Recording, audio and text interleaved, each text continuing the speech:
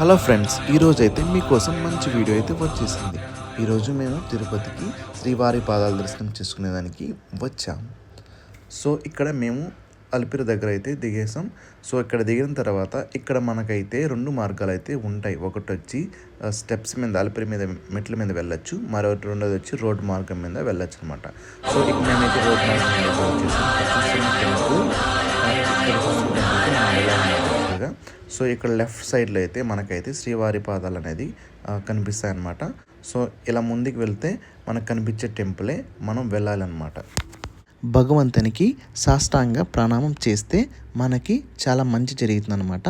So పెళ్లి కాలంలోకి పెళ్ళి అవ్వటం, సో ఏదన్నా జాబ్స్ కానీ ఎడ్యుకేషన్ కానీ ఇంకేమన్నా మన డ్రీమ్స్ ఏమన్నా ఉన్నా కానీ, సో లైఫ్లో ఎదగాలన్నా ఏదన్నా ఉంటే కూడా డ్రీమ్స్ అనేది మనకు ఫుల్ఫిల్ అవుతుందన్నమాట. ఇక్కడ కనిపించే టెంపుల్లోనే స్వామివారి దర్శనం చేసుకోవాలి. చేసుకున్న తర్వాత శ్రీవారి పాదాలు అనేది ఇస్తారు. ఇచ్చిన శ్రీవారి పాదాలు మనము తల మీద పెట్టుకొని ఒక ప్రదర్శనం అనేది చేయాలి. ఇలా చేస్తే చాలా మంచి జరుగుతుంది.